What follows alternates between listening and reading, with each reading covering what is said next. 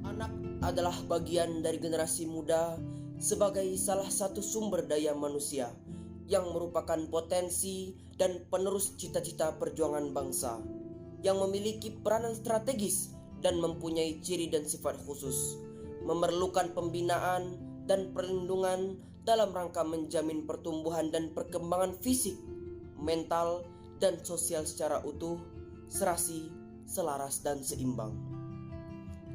Menurut Undang-Undang Republik Indonesia Nomor 3 Tahun 1997 tentang Pengadilan Anak, anak adalah orang yang dalam perkara anak nakal telah mencapai umur 8 tahun tetapi belum mencapai umur 18 tahun dan belum pernah menikah. Menurut Pasal 1 dan Pasal 2 Undang-Undang Republik Indonesia Nomor 11 Tahun 2012 tentang Sistem Peradilan Pidana Anak. Sistem peradilan pidana anak adalah keseluruhan proses penyelesaian perkara anak yang berdasarkan hukum, mulai tahap penyidikan sampai dengan tahap pembimbingan setelah menjalani proses yang berdasarkan perlindungan, keadilan, non-diskriminasi, kepentingan terbaik bagi anak, penghargaan terhadap anak, kelangsungan hidup dan tumbuh kembang anak, proporsional, perampasan kemerdekaan, dan pemidanaan sebagai upaya terakhir dan penghindaran balasan.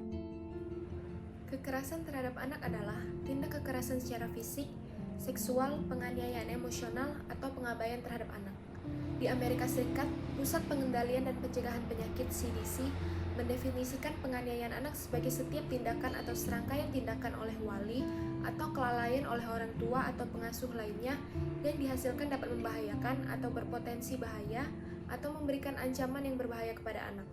Sebagian besar terjadi kekerasan terhadap anak di rumah anak itu sendiri dengan jumlah yang lebih kecil, terjadi di sekolah, di lingkungan, atau organisasi tempat anak berinteraksi.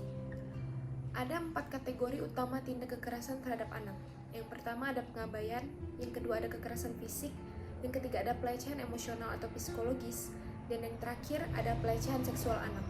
Faktor yang dapat menyebabkan anak melakukan agresivitas atau tindakan kekerasan, kedua faktor tersebut yakni 1.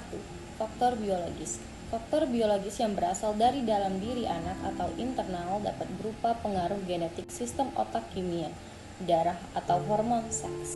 Kedua, faktor lingkungan. Faktor lingkungan yang berasal dari luar diri anak atau eksternal dapat berupa kemiskinan, kondisi lingkungan fisik yang tidak mendukung seperti suhu udara yang ada di sekitarnya, baik melalui pengamatan langsung terhadap figur-figur model kekerasan di media, televisi, ataupun internet. Cyberbullying ialah bullying atau perundingan dengan menggunakan teknologi digital. Hal ini dapat terjadi di media sosial, platform chatting, platform bermain game, dan ponsel.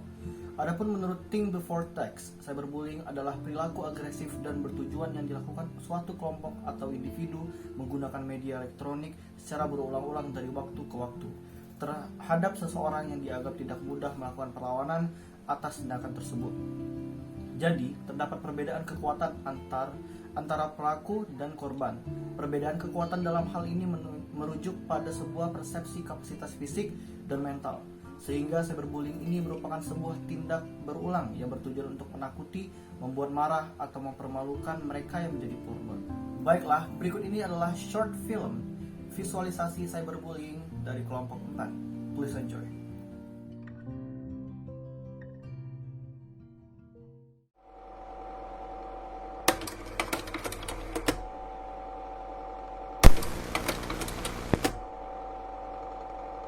Akhir-akhir ini kasus perundungan atau bullying semakin mengkhawatirkan. Instagram ini dinobatkan sebagai media sosial yang paling sering digunakan untuk melakukan perundungan atau bullying secara online.